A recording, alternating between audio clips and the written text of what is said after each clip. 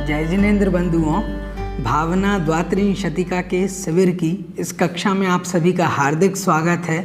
भावना द्वात्रिंशतिका एक 32 भावनाओं का समूह है और इसमें 32 प्रकार की भावनाएं भाई गई हैं और इसको कुछ लोग भावना 32 और हिंदी वाला जो इसका काव्यानुवाद है उसको सामायिक पाठ कहते हैं और इसको संस्कृत वाले सामायिक पाठ के रूप में भी जाना जाता है।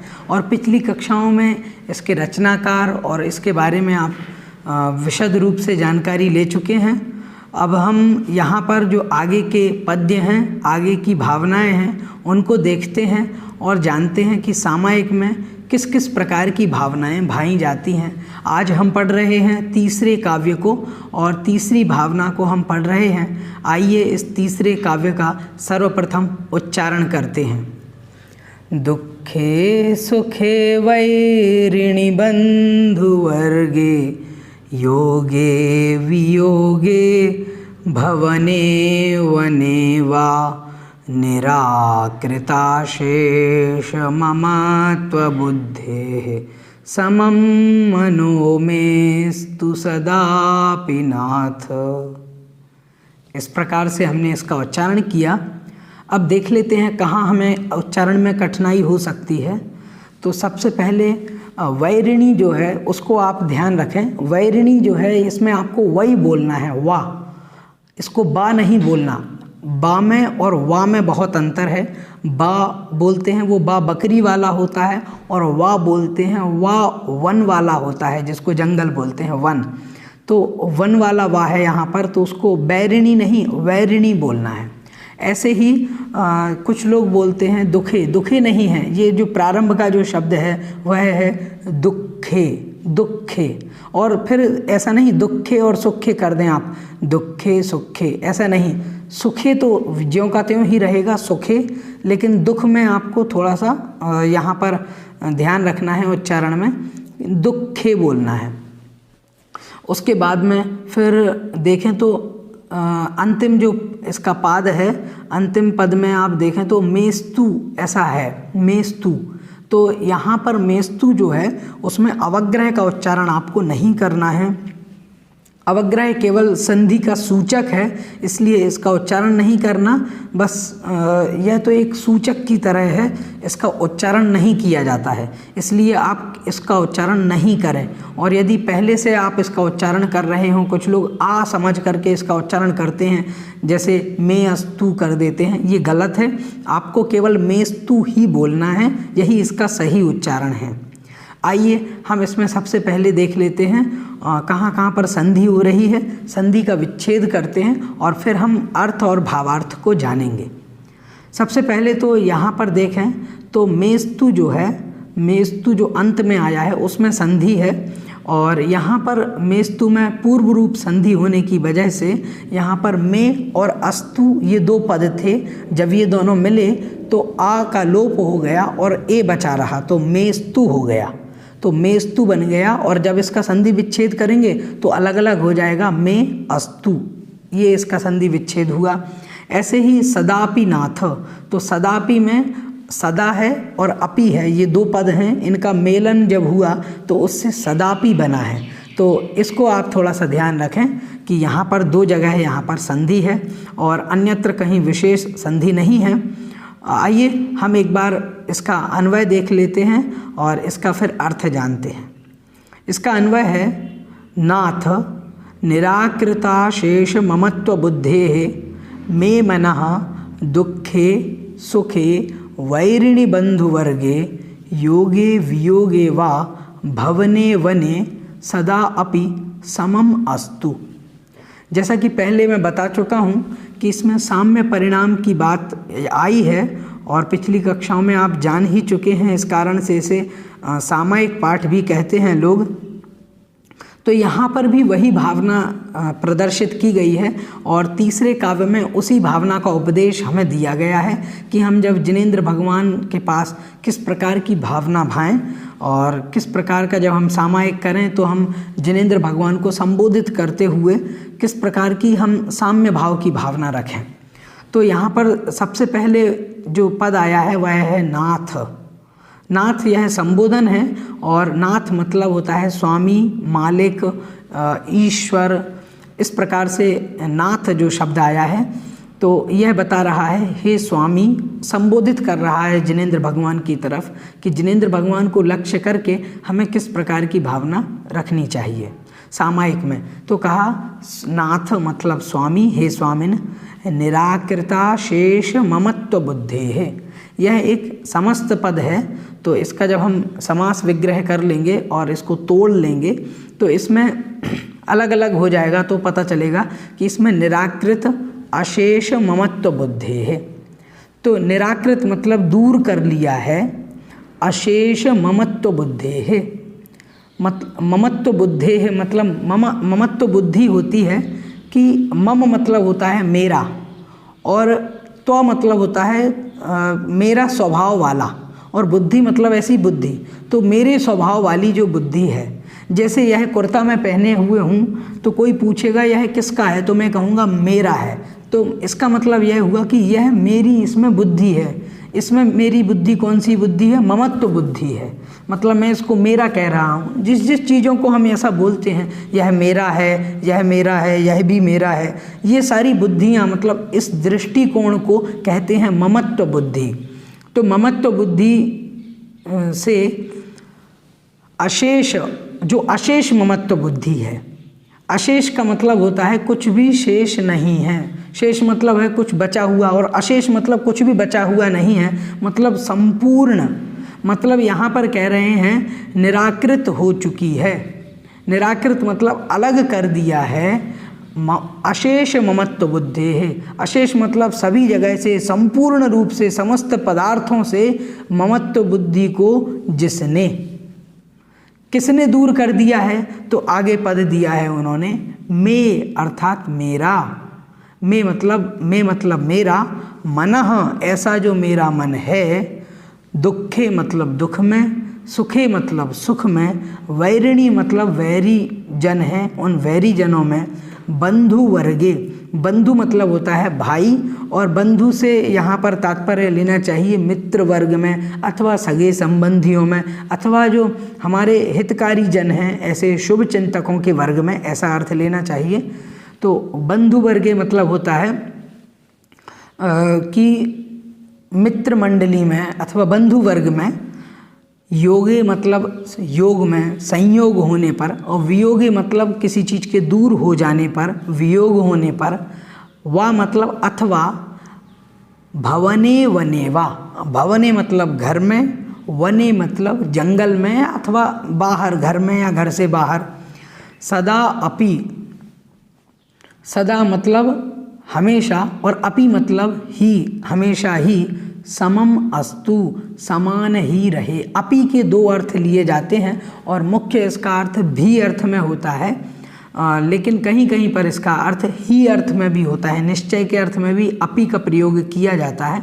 समम मतलब एक सा बराबर, समान, अस्तु मतलब रहे, ऐसा होवे।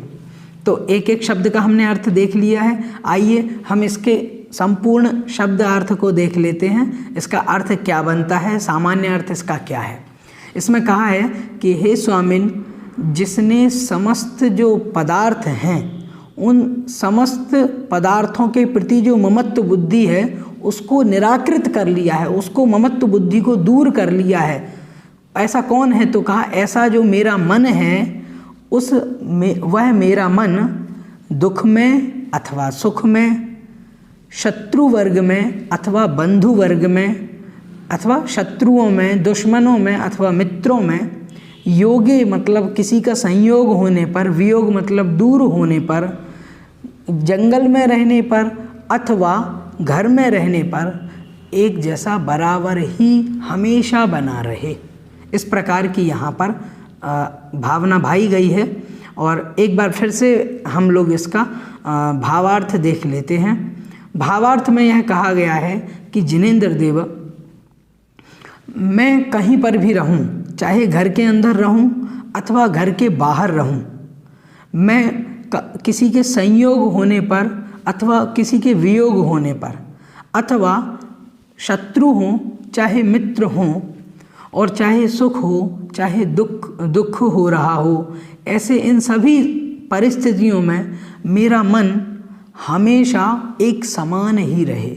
कई बार हम देखते हैं हमारा मन उद्वेलित हो जाता है, कभी किसी का संयोग हुआ हम बड़े खुश हो जाते हैं, कभी किसी बुरी चीज़ का संयोग हुआ हम दुखी हो जाते हैं, किसी अच्छे व्यक्ति का वियोग होता है तो हम बहुत दुखी हो जाते हैं कि अरे ये बिछड़ गया हमसे। और जब कभी कोई अच्छा व्यक्ति हमारे पास आ जाता है तो हम खुश हो जाते हैं, अथवा कोई बुरा व्यक्ति हमसे दूर चला जाता है तो हम बड़े खुश हो जाते हैं कि चलो जान छूटी, हमारा पिंड छूट गया इस मुश्किल से। लेकिन यहाँ पर ऐसी भावना नहीं है। यहाँ पर वो कहते हैं चाहे शत्रु हो चाहे मित्र हो, चाहे दुख हो चाहे सुख हो रहा हो, चाहे हम घर में रहें चाहे घर के बाहर रहें, कैसी भी परिस्थिति हो, हमें अपने चित्त को, अपने मन को, अपने हृदय को हमेशा ही समान रखना है। इस प्रकार की भावना यहाँ पर भा रहे हैं कि सामायिक में ऐसी भावना भाई जाती है कि मेरा मन सदैव एक जैसा बना रहे, चाहे कैसी भी कितनी भी अनुकूल और प्रतिकूल परिस्थितियां आएँ, मुझे अपने मन को अपने नियंत्रण में रखना है, हमेशा एक समान रखना है। यदि ऐसा रखेंगे तब हम इस भावना को और इस प्रकार से समान की जो भावना है, समत्व की भावना है, साम्य परिणाम है, उनको धारण कर पाएंगे। ऐसी सामायिक पाठ के इस तीसरे काव्य में इन्होंने बहुत अच्छे तरीके से इसका वर्णन किया है। अब इसके बाद हम पढ़ते हैं अगले पद्य को, जो कि चौथा पद्य है, चौथा काव्य है। आइए सबसे पहले हम चौथे पद्य का उच्चारण करते हैं, फिर हम इसके अर्थ और भावार्थ को जानेंगे। मुनीश लीना विव कीलिता विव स्थिरौ निखाता विव बिंबिता विव पादौ त्वदीयौ मम तिष्ठतां सदा तमोधुनानौ हृदि दीपिकाविव तमोधुनानौ हृदि दीपिकाविव। इस प्रकार से हमने इसका उच्चारण किया। आइए हम देख लेते हैं कहाँ कहाँ उच्चारण में कठिनाइयाँ हो सकती हैं। तो देखें, सबसे पहले जो दूसरा पद है, उस दूसरे पद के पहला जो शब्द आया है स्थिरौ, तो कुछ लोग स्थिरौ बोल देते हैं। स्थिरौ इसका सही उच्चारण नहीं है, इसको बोलना है स्थिरौ। स्थिर जो सा है उसका उच्चारण थोड़ा सा ही करना है, क्योंकि आधा सा है, तो आधा सा है इसलिए उसका उच्चारण भी आधे के बराबर ही करना चाहिए। लेकिन हम लोग पुराने जो अपने प्राचीन अभ्यास अथवा पुरानी आदत की वजह से ऐसा उच्चारण नहीं कर देते हैं, हम इसमें ई और जोड़ देते हैं। जैसे स्थिरौ को हम स्थिरौ बोल देते हैं, तो इस कहाँ से आ गया ये नहीं पता, लेकिन ऐसा हम गलती से बोलते हैं पुरानी आदत की वजह से। इसको थोड़ा सा हमें ठीक करना होगा। तो बोलना है हमें स्थिरौ, और उसके बाद में आप देखें तो हो सकता है अंतिम जो इसी का जो शब्द आया है बिंबिता विव, बिंबिता विव, तो आपको ध्यान रखना है विव बोलना है। अंत में जो विव आया है उसको तो विव बोलना है, और बिंबिता तो ये जो दो बकार हैं, जो दो बा आए हैं बिंब में, तो उसको तो बा ही बोलना है, और अंत के जो वा हैं उनको वा इस प्रकार से बोलना है, वन वाला बा बोलना है। और आगे वाले जो दो बा आए हैं वो बकरी वाले बा आए हैं, इसका आपको ध्यान रखना है। उसके बाद आप देखें तो त्वदीयौ, त्वदीयौ है, इसका भी उच्चारण थोड़ा सा ध्यान रखें। और उसके बाद में है हृदि, हृदि आपको हृदय से हृदय बनता है, तो हृदि हृद शब्द है और उसकी सप्तमी विभक्ति में हृदय बनता है। हृदय मतलब हृदय में। इस प्रकार से इसका उच्चारण थोड़ा सा आप ठीक रखेंगे तो आपका उच्चारण स्पष्ट हो जाएगा। आइए हम सबसे पहले तो इसका अन्वय जानते हैं और उसके बाद फिर इसके अर्थ और भावार्थ में प्रवृत्ति करेंगे। तो इसका अन्वय है मुनीश तमोधुनानौ दीपकौ इव त्वदीयौ पादौ सदा मम हृदि लीनौ इव कीलितौ इव निखातौ इव स्थिरौ बिंबितौ इव तिष्ठताम्। इस प्रकार से यहाँ पर बहुत अच्छे तरीके से अलंकारों का प्रयोग किया है। बहुत अच्छी उपमा यहाँ पर उन्होंने की है जिनेंद्र देव के चरण कमलों की, उसको हम देख लेते हैं। पहले इसकी संधि का विच्छेद कर लेते हैं। यहाँ पर अनेक जगह संधि है। जैसे हम देखें तो आया है लीना विव, तो लीना विव जो है उसको अलग अलग करेंगे तो हो जाएगा लीनऊ एव। कीलितऊ एव, कीलिता विव को अलग करेंगे तो कीलितऊ एव। उसके बाद में निखाता विव, तो इसको अलग अलग करेंगे तो हो जाएगा निखातऊ एव। ऐसे ही बिंबिता विव, बिंबिता विव मतलब होता है, इसको अलग अलग कर लेंगे तो हो जाएगा बिंबितऊ एव। इस प्रकार से ये अलग हो जाएंगे। और अंत में जो है वह है दीपिका विव, दीपका विव, तो दीपका विव को अलग अलग कर लेंगे तो हो जाएगा दीपकऊ इव। इस प्रकार से ये संधि विच्छेद हो जाता है। आइए एक एक शब्द का हम अर्थ जानते हैं और इसमें क्या भावना भाई गई है उसको भी थोड़ा सा देख लेते हैं। तो सबसे पहले तो उन्होंने संबोधन किया है जिनेंद्र देव के प्रति मुनीश। मुनि मतलब होता है मुनिराज और ईश मतलब होता है स्वामी। तो जो मुनिराजों के ईश मतलब स्वामी हैं, मतलब मुनिराजों के जो स्वामी हैं, मतलब हे जिनेंद्र देव आप, मतलब जिनेंद्र भगवान के प्रति संबोधन किया है और कहते हैं हे मुनियों के ईश्वर, हे मुनीश, हे मुनीश्वर, तमोधुनानौ दीपकौ इव। तमोधुनानौ, तो यहाँ पर तमोधुनानौ जो है और दीपकौ जो है, यहाँ पर जो है आप देखें द्विवचन का प्रयोग किया गया है क्योंकि यहाँ पर चरणों की बात है और चरण किसी के 3, 1 और 4, 5 तो होते नहीं हैं, चरण तो 2 ही होते हैं। इसलिए चरणों की यहाँ पर जिनेंद्र देव के चरण हमारे हृदय में विराजमान रहें, इस भावना से यह पद्य लिखा गया है। इसलिए यहाँ पर द्विवचन का प्रयोग किया गया है। तो आप देखें यहाँ पर कहा है तमोधुनानौ इव, तो यहाँ पर द्विवचन है। तो कहा है कि अंधकार के विनाशक, जो अंधकार के नाश करने वाले हैं, धुनानो मतलब होता है नष्ट करने वाले, उसका विध्वंस करने वाले। दीपकौ इव मतलब दीपकों के समान, और वो दीपक कितने, तो दीपकौ में द्विवचन है, इसलिए समझ में आ जाता है कि दीपकौ मतलब 2 दीपकों के समान।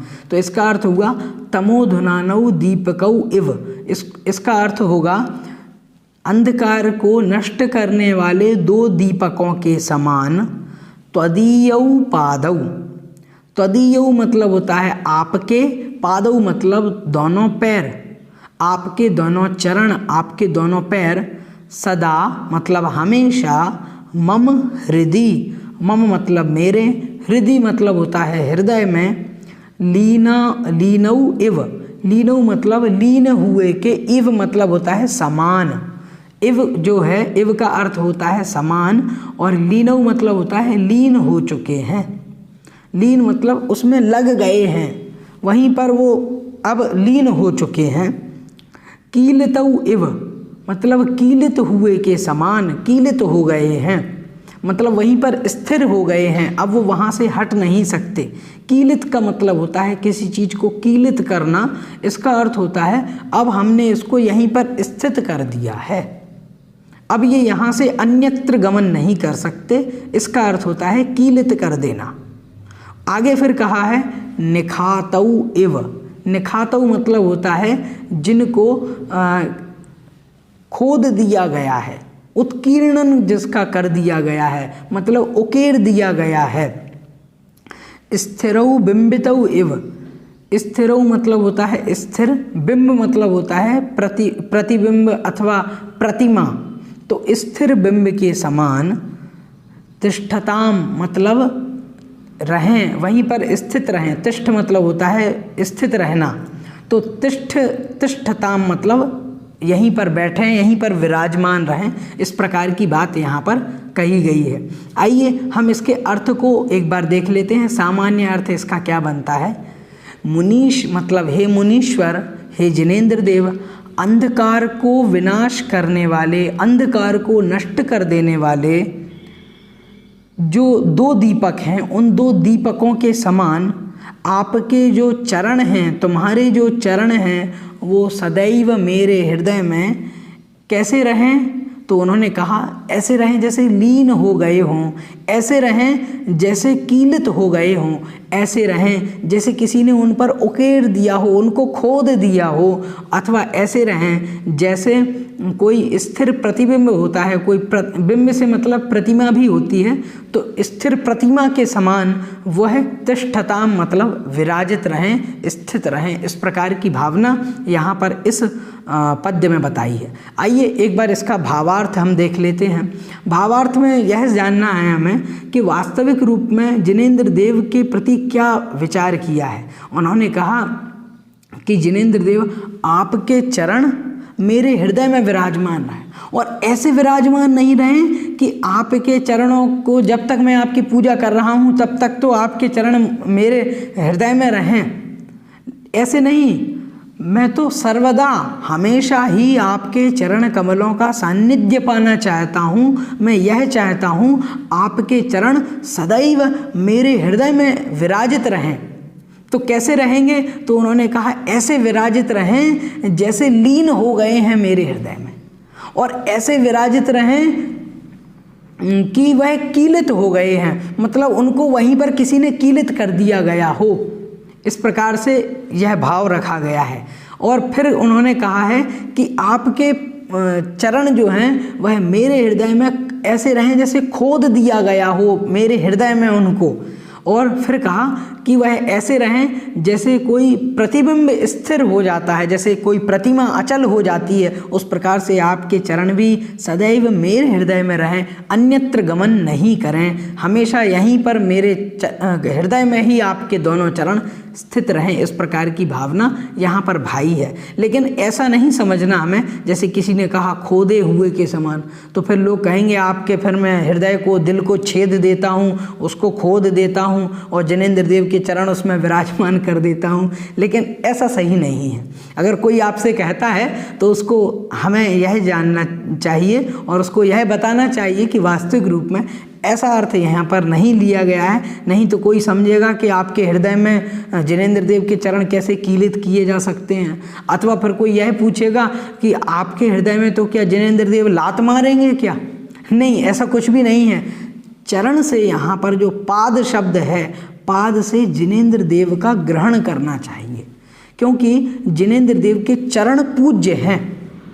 और चरण पूज्य से तात्पर्य यह है कि जिनेंद्र देव ही साक्षात पूज्य हैं, उनके चरण हम आदर रूप में पूज्य मान रहे हैं। क्योंकि हमारे यहाँ पर यह परंपरा रही है, अथवा भारतीय संस्कृति ऐसी रही है कि हमारे यहाँ पर चरणों को बड़ा महत्व दिया जाता है, और चरणों की हम जो कुछ भी बड़ों के प्रति आदर समर्पित करते हैं चरणों के माध्यम से करते हैं। अर्थात हम उनको गले नहीं लगाते, उनसे हाथ नहीं मिलाते, उनको नमस्कार करते हैं, उनके पैर छूते हैं। आप भी जब कभी मुनिराज महाराज जी के पास जाते होंगे तो आप उनके चरणों को छूते हैं।